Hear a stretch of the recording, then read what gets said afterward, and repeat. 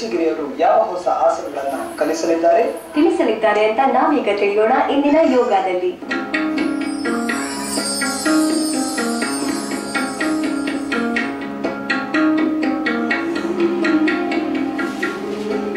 ನಮಸ್ತೆ. ಯೋಗ ಕಾರ್ಯಕ್ರಮಕ್ಕೆ ಆತ್ಮೀಯ ಸ್ವಾಗತ.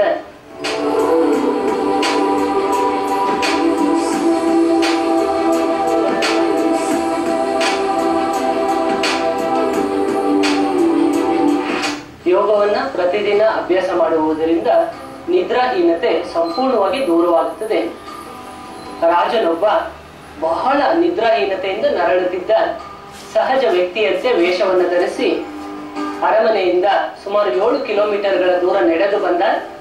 ಅಲ್ಲಿ ಮರವನ್ನ ಕತ್ತರಿಸುತ್ತಿದ್ದ ವ್ಯಕ್ತಿಯನ್ನು ನೋಡಿದ. ಆತನನ್ನ ಕೇಳಿದ, ನಿನಗೆ ನಿದ್ರೆ ಬರುತ್ತದೆಯೇ? ಹೌದು, ಚೆನ್ನಾಗಿ ನಿದ್ರೆ ಮಾಡುತ್ತೇನೆ. ನಿದ್ರೆಗಾಗಿ ಏನು ಮಾಡುತ್ತೀಯ? ನಿದ್ರೆಗಾಗಿ ನಾನೇನು ಮಾಡುವುದಿಲ್ಲ, ಬೆಳಗ್ಗೆಯಿಂದ ರಾತ್ರಿಯವರೆಗೂ ಕಷ್ಟಪಟ್ಟು ಕೆಲಸ ಮಾಡುತ್ತೇನೆ. ಹಾಗಾದರೆ ನಾನು ಆ ಕೆಲಸವನ್ನು ಮಾಡಬಹುದೇ? ಖಂಡಿತವಾಗಿ. ಗುದ್ದಲಿಯನ್ನು ತೆಗೆದುಕೊಂಡು ಸುಮಾರು 4 ತಾಸುಗಳ ಕಾಲ ರಾಜ ಕಾರ್ಯವನ್ನು ಮಾಡಿದ. ನಂತರ ಬೆವರು ವಿಪರೀತವಾಗಿ ಆವೃತವಾಗತೊಡಗಿತ್ತು. ನಂತರ ಸ್ವಲ್ಪ ಮುಂದುವರೆದ, ಅಂದ್ರೆ 4 ಕಿಲೋಮೀಟರ್ಗಳ ಕಾಲ ನಡೆದ. ಅಲ್ಲಿ ಮಹರ್ಷಿಗಳು ಪಕ್ಷಿಗಳಿಗೆ ಆಹಾರವನ್ನು ಹಾಕುತ್ತಿದ್ದರು. ಮಹರ್ಷಿಗಳ ಬಳಿ ಬಂದು ಕೇಳಿದ, ಮಹರ್ಷಿಗಳೇ, ತಮಗೆ ನಿದ್ರೆ ಬರುತ್ತದೆಯೇ? ಹೌದು, ಚೆನ್ನಾಗಿ ನಿದ್ರೆ ಬರುತ್ತದೆ. ಏನು ಮಾಡುತ್ತೀರಾ? ಆಸನಗಳನ್ನ ಮಾಡುತ್ತೇನೆ, ಪ್ರಾಣಾಯಾಮಗಳನ್ನ ಮಾಡುತ್ತೇನೆ, ಧ್ಯಾನವನ್ನು ಮಾಡುತ್ತೇನೆ. ನನಗೂ ಹೇಳಿಕೊಡುತ್ತೀರಾ? ಮಹರ್ಷಿಗಳು ಅವರಿಗೆ ಅಂದರೆ ರಾಜನಿಗೆ ಆಸನಗಳು, ಪ್ರಾಣಾಯಾಮ, ಧ್ಯಾನ ಇವುಗಳನ್ನ ಹೇಳಿಕೊಟ್ಟರು. ವಾರಕ್ಕೆ ಒಮ್ಮೆ ಅಥವಾ ತಿಂಗಳಲ್ಲಿ 2 ಬಾರಿ ಬರುವಂತೆ ಹೇಳಿದರು. ಅದರಂತೆಯೇ ಆತ ಕಲಿತ. ನಂತರ ಅರಮನೆಗೆ ಬಂದ. ಪ್ರಥಮ ಬಾರಿಗೆ ಹೊಟ್ಟೆ ಹಸಿವಾಗುತ್ತಿದೆ, ಆನಂದವಾಯಿತು. ಆಹಾರವನ್ನ ತೆಗೆದುಕೊಂಡ ನಂತರ ನಿದ್ರೆ ಬರುವಂತಾಗುತ್ತಿದೆ, ತುಂಬಾ ಸಂತೋಷವಾಯಿತು. ನಿದ್ರೆ ಹಾಸಿಗೆಗೆ ಹೋದ, ಮಗುವಿನಂತೆ ನಿದ್ರೆ ಮಾಡಿದ. ಇಲ್ಲಿ ನಿದ್ರಾಹೀನತೆಯಿಂದ ನರಳ್ತಾ ಇರ್ತಕ್ಕಂಥವ್ರು ಸ್ಪಷ್ಟವಾದಂತ ಮಾಹಿತಿಯನ್ನು ಪಡೆಯಬಹುದು. ಒಂದು, ಕ್ರಮಬದ್ಧವಾಗಿ 4 ಗಂಟೆಗಳ ಕಾಲ ಕೊನೆಯ ಪಕ್ಷ ಕೆಲಸವನ್ನ ಮಾಡಬೇಕು. ಒಂದು, ಆಸನಗಳು, ಪ್ರಾಣಾಯಾಮ, ಧ್ಯಾನ ಇವುಗಳನ್ನ ಕ್ರಮಬದ್ಧವಾಗಿ ಅಭ್ಯಾಸ ಮಾಡಿದಾಗ ವಿಶೇಷವಾದಂತ ನಿದ್ರೆ, ಮಗುವಿನಂತೆ ನಿದ್ರಿಸ್ತಕ್ಕಂಥ ಒಂದು ಸಾಮರ್ಥ್ಯ ನಿಮ್ಮದಾಗುತ್ತದೆ. ಬಹಳ ವಿಶೇಷವಾದಂತ ಗುಪ್ತತೆ ಈ ಕಥೆಯಲ್ಲಿ ಇದೆ. ಬಹಳ ಅದನ್ನು ತಿಳಿದು ವಿಶೇಷವಾಗಿ ಜೀವನದಲ್ಲಿ ಅಳವಡಿಸ್ಕೊಳ್ತಕ್ಕಂಥದ್ದು ಬಹಳ ಮುಖ್ಯವಾಗಿರ್ತಕ್ಕಂಥದ್ದು. ಆರೋಗ್ಯಕ್ಕೆ ಸಹಕಾರಿಯಾಗುವ 2 ಮುಖ್ಯ ಭಾಗಗಳನ್ನ ಈ ದಿನ ಅಭ್ಯಾಸ ಮಾಡೋಣ. ಈ ದಿನದ ಅಭ್ಯಾಸ ಮಾಡುವುದರಿಂದ ಬೆನ್ನಿನ ಮೂಳೆಯ ತೊಂದರೆಗಳು ಜೀವನ ಪರ್ಯಂತದಲ್ಲಿ ಬರಲಿಕ್ಕೆ ಸಾಧ್ಯವಿಲ್ಲ. ಇದರಲ್ಲಿ ಸಂಪೂರ್ಣವಾಗಿ ದೂರವಾಗ್ತವೆ. ಮೊದಲನೆಯದಾಗಿ ಸೈಕ್ಲಿಂಗ್ ಮೆಥಡ್, ಅಂದರೆ ಸೈಕಲ್ ಅನ್ನ ತುಳಿಯುವ ಒಂದು ಹವ್ಯಾಸದ ಅಂತ ಅದು ರಿವರ್ಸ್ ಆಗಿ ಇದೆ. ಬಹಳ ಮುಖ್ಯವಾಗಿರ್ತಕ್ಕಂಥದ್ದು. ಬೆನ್ನಿನ ಮೂಳೆಗಳ ಜರುಗುವಿಕೆ ಇದ್ದಲ್ಲಿ ಕೂಡ, ಅಂದ್ರೆ ಸ್ಲಿಪ್ ಡಿಸ್ಕ್ ಇದ್ದಲ್ಲಿ ಕೂಡ ಅದನ್ನ ಸರಿಪಡಿಸುವಲ್ಲಿ ಈ ಅಭ್ಯಾಸ ಸಹಕಾರಿಯಾಗುತ್ತದೆ. ಕಾಲುಗಳನ್ನು ಕೂರಿಸಿ ನಿಧಾನವಾಗಿ ಉಸಿರನ್ನು ತೆಗೆದುಕೊಳ್ಳುತ್ತಾ ಕಾಲುಗಳನ್ನು ಮಡಿಚಿ ಹೊಟ್ಟೆಯ ಮೇಲೆ ತನ್ನಿ. ಕಾಲುಗಳನ್ನು ಮಡಿಚಿ ಹೊಟ್ಟೆಯ ಮೇಲೆ ತರಬೇಕು. ನಿಧಾನವಾಗಿ ಬಲಗಾಲನ ಮೇಲೆ ತನ್ನಿ. ಉಸಿರನ್ನು ಹೊರಗಡೆ ಬಿಡುವಾಗ ನಿಧಾನವಾಗಿ ಕಾಲುಗಳನ್ನು ಬಲಗಾಲನ ಮೇಲೆ ತರಬೇಕು. ಎಡಗಾಲ ಕೆಳಭಾಗಕ್ಕೆ ಬರಲಿ. ಸ್ಟಾರ್ಟ್. ಅಭ್ಯಾಸ ಮಾಡಿ ನಿಧಾನವಾಗಿ ಉಸಿರನ್ನು ಹೊರಗಡೆ ಬಿಡುವಾಗ ಕಾಲು ಕೆಳಭಾಗಕ್ಕೆ ಬರಬೇಕು. ಉಸಿರನ್ನು ತೆಗೆದುಕೊಳ್ಳುವಾಗ ನಿಧಾನವಾಗಿ ಕಾಲನ್ನು ಮೇಲೆ ತರಬೇಕು. ಬಹಳ ಮುಖ್ಯವಾದಂತ ಹಂತ.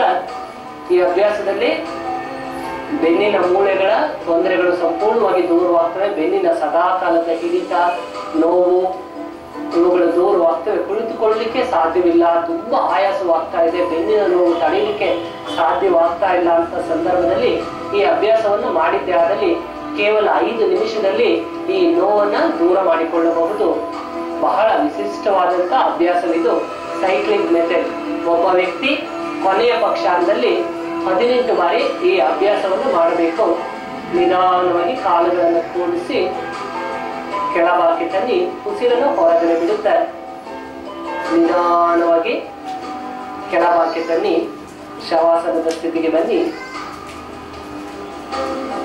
ಕಾಲುಗಳನ್ನು ಕೂಡಿಸಿ ವಿಶ್ರಾಂತಿಯನ್ನು ಕೊಡಿ. ಮುಂದಿನ ಅಭ್ಯಾಸ ಬೆನ್ನಿನ ಮೂಳೆಗೆ ಸಂಬಂಧಪಟ್ಟಿರ್ತಕ್ಕಂಥ ಮತ್ತೊಂದು ವಿಶಿಷ್ಟವಾದಂತ ಅಭ್ಯಾಸ. ಕಾಲುಗಳನ್ನು ಕೂಡಿಸ್ಬೇಕು. ಹೆಬ್ಬೆರಳುಗಳನ್ನು ಸೇರಿಸಿ ಕಾಲುಗಳನ್ನು ಕೂಡಿಸಿ ಹಸ್ತಗಳನ್ನ ದೇಹದ ಪಕ್ಕಕ್ಕೆ ಅಳವಡಿಸಿ, ಅಂದ್ರೆ ತೊಡೆಯ ಪಕ್ಕಕ್ಕೆ ಅಳವಡಿಸಬೇಕು. ಉಸಿರನ್ನು ತೆಗೆದುಕೊಳ್ಳುವಾಗ ಹೊಟ್ಟೆಯನ್ನ ಮೇಲೆ ತನ್ನಿ ಹೊಟ್ಟೆಯನ್ನ ಹಿಗ್ಗಿಸಿ ಕಾಲು ಬೆರಳುಗಳನ್ನು ಮುಂದೆ ಮಾಡಬೇಕು. ಬೆನ್ನು ಸಂಪೂರ್ಣವಾಗಿ ಒಳಭಾಗಕ್ಕೆ ಹೋಗ್ಬೇಕು. ಬೆನ್ನಿಗೆ ಕೈಯನ್ನು ಅಳವಡಿಸಿ ಸ್ವಚ್ಛವಾಗಿ ಬೆನ್ನು ಒಳಭಾಗಕ್ಕೆ ಹೋಗಿರ್ಬೇಕು. ಈಗ ಉಸಿರನ್ನು ಹೊರಗಡೆ ಬಿಡುತ್ತಾ ಹೊಟ್ಟೆಯನ್ನು ಒಳಭಾಗಕ್ಕೆ ತೆಗೆದುಕೊಳ್ಳಿ.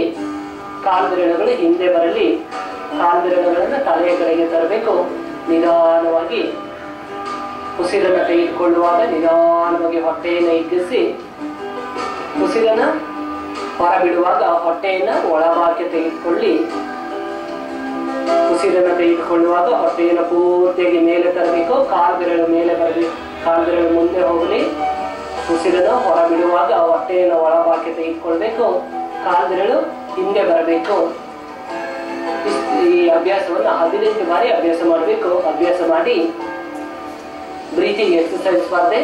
ಸ್ಲಿಪ್ ಡಿಸ್ಕ್ ಅಂದ್ರೆ ಸಿವಿಯರ್ ಬ್ಯಾಕ್ ಪೇನ್, ಮೂಳೆಗಳ ಜರುಗುವಿಕೆ ಮತ್ತು ಬೆನ್ನಿನ ವಿಪರೀತವಾದಂತಹ ನೋವಿಗೆ ಸಹಕಾರಿಯಾಗುವ ವಿಶೇಷ ಅಭ್ಯಾಸ. ಬೆನ್ನಿನ ಭಾಗಕ್ಕೆ ವಿಶೇಷ ಮಸಾಜ್ ಅನ್ನ ತರುವಲ್ಲಿ ಈ ಅಭ್ಯಾಸ ಸಹಕಾರಿಯಾಗುತ್ತದೆ. ವಿದ್ಯಾರ್ಥಿಗಳು ಸದಾಕಾಲದಲ್ಲಿ ಹೆಚ್ಚು ಕುಳಿತು ಓದುವವರು ಅಥವಾ ಬರೆಯುವವರು ಈ ಅಭ್ಯಾಸವನ್ನ ಮುಂದುವರಿಸತಕ್ಕಂಥದ್ದು ಬಹಳ ಉತ್ತಮ.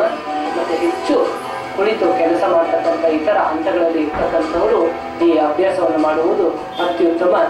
ಮತ್ತೆ ಅಭ್ಯಾಸ ಮಾಡಿ ಕಾಲುಗಳನ್ನು ಕೂಡಿಸಿ ಉಸಿರನ್ನು ತೆಗೆದುಕೊಳ್ಳುವಾಗ ಹೊಟ್ಟೆಯನ್ನು ಪೂರ್ತಿಯಾಗಿ ಮೇಲೆ ತನ್ನಿ ಕಾಲು ಬೆರಳು ಮುಂದೆ ಹೋಗಲಿ. ಉಸಿರನ್ನು ಹೊರಬಿಡುವಾಗ ಕಾಲು ಬೆರಳನ್ನು ಹಿಂದೆ ತನ್ನಿ ಸ್ವಚ್ಛವಾಗಿ ಬೆನ್ನು ನೆಲಕ್ಕೆ ಸೇರಲಿ. ವಿಶ್ರಾಂತಿಯನ್ನು ಕೊಡಿ. ಹಾಗೆ ಶವಾಸನದ ಸ್ಥಿತಿಗೆ ಬನ್ನಿ.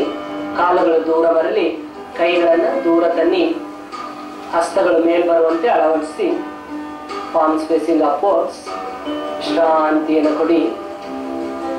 ಬೆಳಿಗ್ಗೆ ಎದ್ದ ತಕ್ಷಣದಲ್ಲಿ ಮನಪೂರ್ವಕವಾಗಿ ದೈವವನ್ನ ನೆನೆಯುವ ಹವ್ಯಾಸವನ್ನು ಬೆಳೆಸಿಕೊಳ್ಳಬೇಕು. ಮನಪೂರ್ವಕವಾಗಿ ದೈವವನ್ನು ನೆನೆದಾಗ ಅರಿವಿಲ್ಲದ ಉತ್ಸಾಹ ದಿನಪೂರ್ತಿಯಲ್ಲಿ ನಿಮ್ಮನ್ನ ಆವರಿಸುತ್ತದೆ. ಸರ್ವಜ್ಞರವರ ವಿಶಿಷ್ಟ ಹೇಳಿಕೆ ಇದೆ, ನಿತ್ಯವೂ ಒತ್ತಾರೆ ತಾಯಿತು ದೈವವ ನೆನೆದೊಡೆ ಈಗ ಬರದಿ ಮೃತ್ಯು ಇಲ್ಲ ಕಾಣೆಯ ಸರ್ವಜ್ಞ. ಮನಪೂರ್ವಕವಾಗಿ ಅಂದ್ರೆ ಬೆಳಿಗ್ಗೆ ಎದ್ದ ತಕ್ಷಣದಲ್ಲಿ ಮನಪೂರ್ವಕವಾಗಿ ದೇವನನ್ನು ನೆನೆದಿದ್ದೆ ಆದಲ್ಲಿ ಇಹಪರದಲ್ಲಿ ಅಂದರೆ ಇಲ್ಲಿಯೂ ಮುಂದಿನ ಎಲ್ಲಾ ಹಂತಗಳಲ್ಲಿಯೂ ಯಾವುದೇ ರೀತಿಯ ತೊಂದರೆಗಳು ಬರಲಿಕ್ಕೆ ಸಾಧ್ಯವಿಲ್ಲ ಎನ್ನುವುದು ಈ ಸ್ತೋತ್ರದ ಅರ್ಥ. ಅಂದರೆ ಪ್ರತಿದಿನ ಬೆಳಿಗ್ಗೆ ಎದ್ದ ತಕ್ಷಣದಲ್ಲಿ ಮನಪೂರ್ವಕವಾಗಿ ದೈವವನ್ನ ಪ್ರಾರ್ಥಿಸಿ ದಿನ ಪೂರ್ತಿಯ ಪ್ರಯೋಜನಗಳನ್ನು ನಿಮ್ಮದಾಗಿಸಿಕೊಳ್ಳಿ. ವಿಶೇಷ ಆಸನಗಳೊಂದಿಗೆ ಮುಂದಿನ ಕಾರ್ಯಕ್ರಮದಲ್ಲಿ ಭೇಟಿಯಾಗೋಣ. ನಮಸ್ಕಾರ.